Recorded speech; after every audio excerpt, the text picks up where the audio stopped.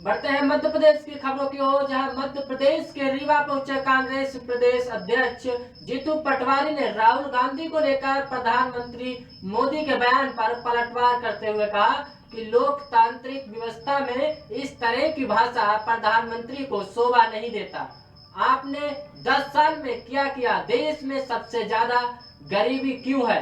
देश में सबसे ज्यादा बेरोजगारी क्यों है? सिलेंडर 1200 रुपए का क्यों हो गया? आप देश को क्या देना चाहते हैं?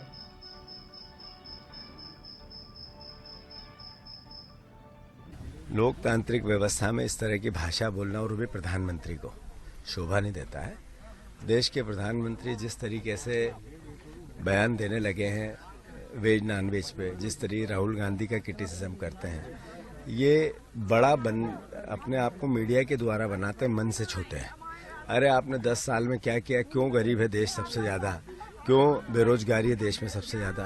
क्या कारण है 1200 का गैस सिलेंडर कर दिया आपने? क्या लॉजिक है कि देश में करप्शन के अगेंस्ट जो प्रधानमंत्री बार बार बोल रहे थे, काला धन सारा बीजेपी में चला गया एसबीआई के बॉन्ड के अनुसार? क्या लॉजिक है कि इस देश में जो सबसे करप्शन के अगेंस्ट बात करने वाले प्रधानमंत्री ने 141 ऐसे लोग जिन पे के खिलाफ ईडी और सीबीआई ने जांच के आदेश दिए, गिरफ्तारियां की, वो सब बीजेपी में शामिल हो गए? आप क्या देना चाहते हैं देश को? ये कि कैसे भी स्वर्णिकाल है मध्य प्रदेश देश का आजादी का 75वीं वर्षगांठ, जिसमें संविधान को बचाने की बातें होने लगी, बहस होने लगी आरक्षण को बचाने की, जिसमें बहस होने लगी देश में मत के अधिकार को बचाने की, मीडिया के स्वतंत्रता को बचाने की। ऐसा देश बनाने की बात की थी देश के प्रधानमंत्री ने।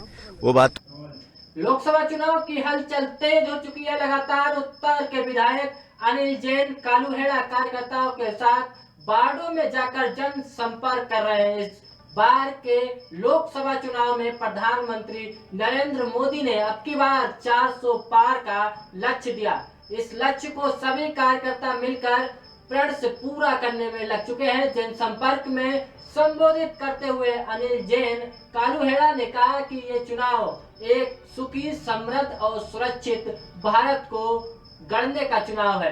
आपके बच्चों का भविष्य कैसे उज्जवल होगा, इसकी गारंटी लेने का चुनाव है। ये दुनिया में भारत का सही स्थान तय करने का चुनाव है। भारत के यशस्वी प्रधानमंत्री नरेंद्र मोदी जी में जनता का विश्वास है। मध्य प्रदेश के यशस्वी मुख्यमंत्री जी आदरणीय डॉक्टर मोहन यादव जी के विकास में विश्वास है और इस शहर में जितने विकास माननीय मुख्यमंत्री जी और प्रधानमंत्री जी की योजनाओं का लाभ मिला है, उसके कारण जनता का अपार समर्थन मिल रहा है और भारत की जो राजनीति है वो राष्ट्रवाद को समर्थन दे रही है आम जनता। जनसंपर्क में जिस प्रकार से अपार जन समर्थन भारतीय जनता पार्टी के पक्ष में मिल रहा है, मैं सोचता हूँ निश्चित तौर पर इसके पहले जनता ने इतने आह्लादित मन से भारतीय जनता पार्टी के साथ रहने का संकल्प नहीं दिया, क्योंकि भारत ने संकल्प से सिद्धि की ओर अग्रसर कदम बढ़ाया है। और आज नरेंद्र मोदी जी के नेतृत्व में न केवल भारतवर्ष वरन पूरे विश्व के मंच पे भारत के मान सम्मान के साथ ही गौरव का प्रतीक हमारा भारतवर्ष बना है। ऐसे यशस्वी नरेंद्र मोदी जी को पुनः प्रधानमंत्री बनाने के लिए हमारे लोकप्रिय प्रत्याशी भाई अनिल फिरोजिया को पुनः सांसद बनाने के लिए आतुर है पूरा संसदीय क्षेत्र और ये उज्जैन की धर्मधरा, क्योंकि धर्म रक्षति रक्षिता धर्म। कांग्रेस ने जिस प्रकार से राम मंदिर के निर्माण का निमंत्रण ठुकराया, उनकी प्राण प्रतिष्ठा में जाने का विरोध किया, उसका बदला एक जनता लेने वाली है। और आने वाली 13 मई को 13 मई कांग्रेस गई। भारत माता की जय।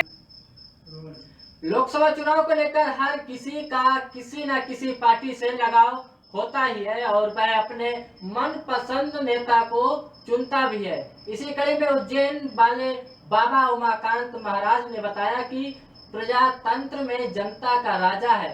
वह अगर शराबी, मांसाहारी, व्यक्तिचारी, देशद्रोही, भारतीय संस्कृति खत्म करने वाले, दूसरे देश की संस्कृति ला देने वाले को चुना लेगी तो जनता सुखी नहीं रह सकती।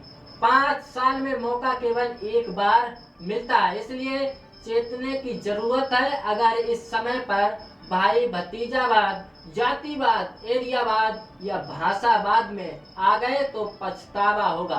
आगे उन्होंने कहा कि जो दुख तकलीफ समझ सके, गरीबी को देख सके, वही गरीबी की दूर कर सकता है, जिसमें कोई परिवारवाद, भाईवाद, भतीजावाद ना हो। ऐसे आदमी को चुनना सबके लिए बेहतर होगा।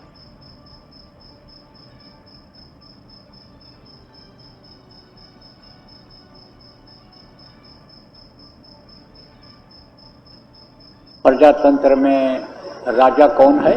जनता राजा है।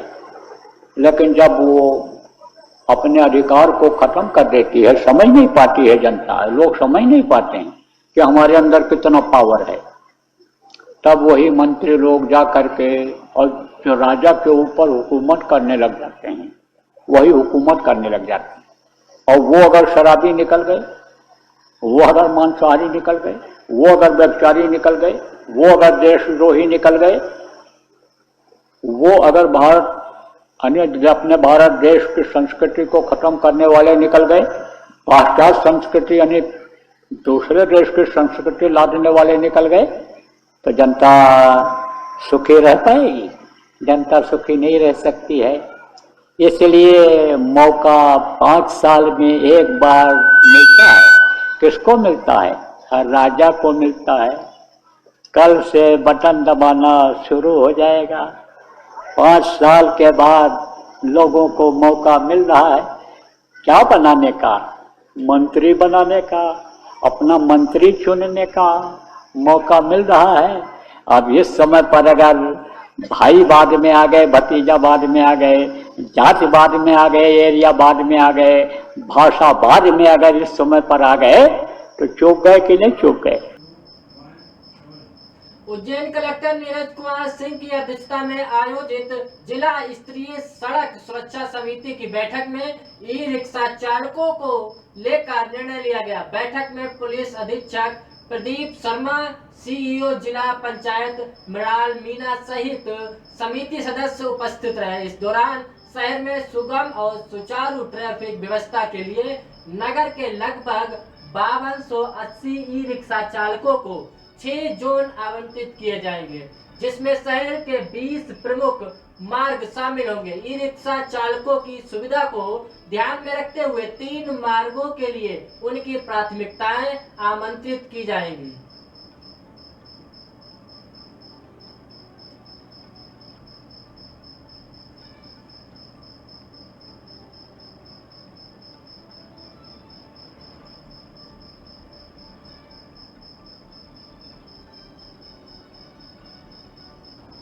देखिए, ई रिक्शा को लेकर के इस प्रकार का प्लान तैयार किया गया है जिसमें कि जोन्स बनाए गए हैं और रूट्स बनाए गए हैं, और इन जोन्स और रूट्स पर जो है इन ई रिक्शा को अप्लाई किया जाना है। तो अभी सभी जितने रजिस्टर्ड ई रिक्शा हैं उनको उन जोन्स में डिवाइड करने के लिए आरटीओ को निर्देशित किया है, और वो उसको डिवाइड करके उसके पश्चात वहाँ पे उनकी नंबरिंग करके वहाँ पे उनको अप्लाई करवाएंगे। इंगोरिया थाना क्षेत्र के ग्राम लिम्बोदा में रहने वाले शोभा राम के साथ मामूली से बात को लेकर मारपीट की गई। धारदार हथियार से हुए हमले में घायल को जिला अस्पताल में भर्ती कराया गया। पीड़ित ने बताया कि वह अपने घर के बाहर खड़ा था। इसी दौरान घर के सामने ट्रैक्टर से रेत खाली हो रही थी। इसी दौरान एक बाइक सवार वहां से निकला और उसको लगा कि रेत सड़क पर शोभा राम खाली करवा रहा है, जिसके बाद दोनों में कहासुनी हो गई। जिसके बाद बाइक सवार अपने साथियों के साथ मिलकर व्यक्ति पर जानलेवा हमला कर घायल कर दिया। फिलहाल पुलिस ने मामला दर्ज कर आरोपी की तलाश शुरू कर दी।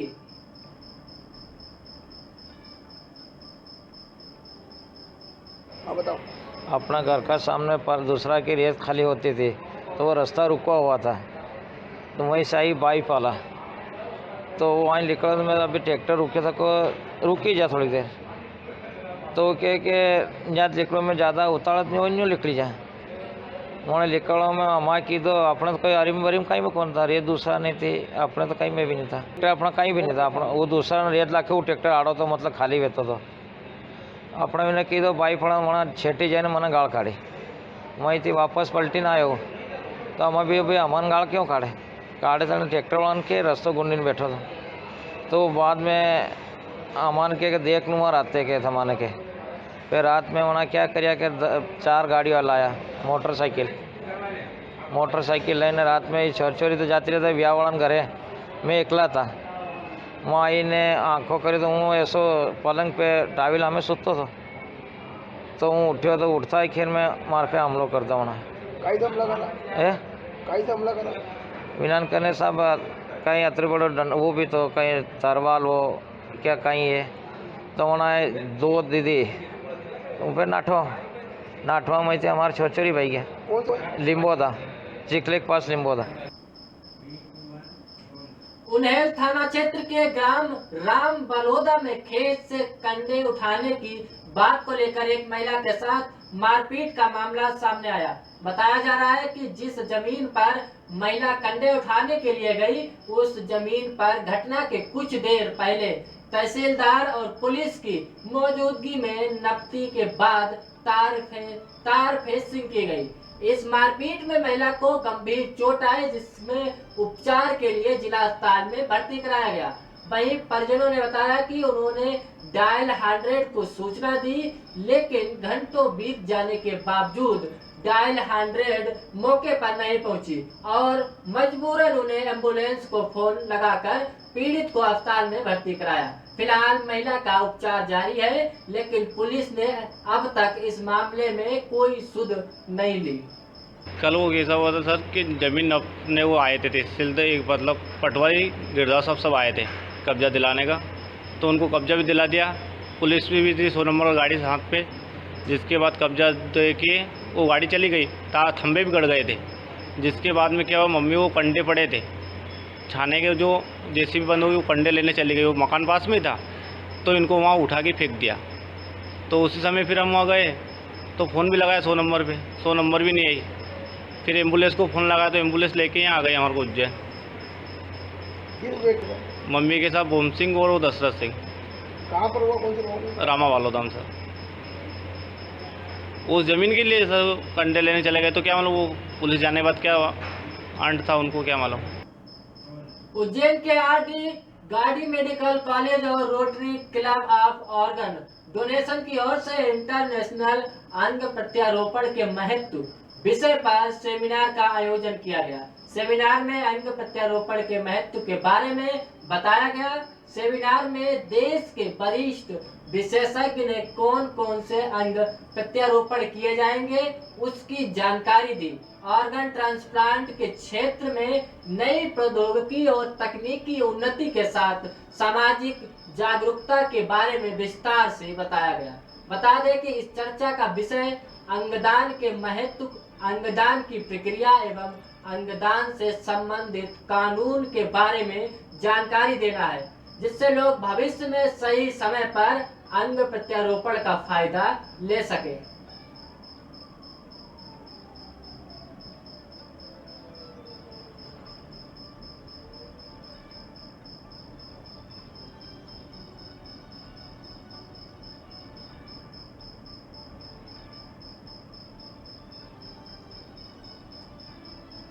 बहुत हर्ष का विषय है कि आरडी गार्डी मेडिकल हॉस्पिटल ने हमें अलाउ किया, मेडिकल कॉलेज ने हमें अलाउ किया टू प्रेजेंट हमने कि हम कुछ बता सकें, प्रकाश डाल सकें ऑर्गन डोनेशन अंगदान के बारे में। जैसा आपको विदित ही होगा कि अंगदान बहुत ही महत्वपूर्ण चीज़ है। वो इसलिए है कि आज भारतवर्ष में हर मिनट में एक आदमी की मौत हो रही है अंग ना मिलने की वजह से, और ये ना मिलना हमारे हाथ में है, ये भगवान के हाथ में नहीं है, हम लोग देना नहीं चाहते।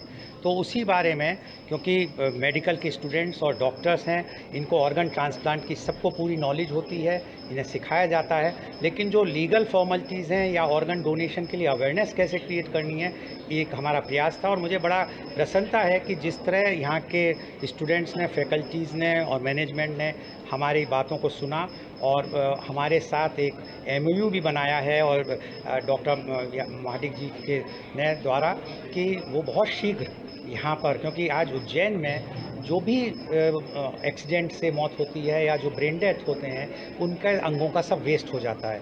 तो आज उनसे कितने लोगों की ज़िंदगी उज्जैन वालों की बच सकती है, ये एक बहुत बड़ी बात होगी। तो मैं सोचता हूँ कि आरडी गार्डी मेडिकल कॉलेज के द्वारा ये बहुत एक ऐतिहासिक कदम है और इससे उज्जैन की, खासकर उज्जैन की एक बहुत बड़ी सेवा होने जा रही है और इसके लिए मैं बहुत बड़ा धन्यवाद और साधुवाद देना चाहूँगा डॉक्टर महाडिक और डीन साहब को और सारे मेडिकल कॉलेज के स्टूडेंट्स और फैकल्टीज़ को कि वो इसके काम में आगे आ रहे हैं। आज ये सेमिनार था ऑर्गन डोनेशन के बारे में, जिसमें कि organ donation club rotary international से मिस्टर लाल ने जो है कैसे और क्या ऑर्गन डोनेशन होता है, क्यों करना चाहिए, उसके ऊपर क्या लीगल फॉर्मेलिटीज़ है, इसके ऊपर प्रकाश डाला।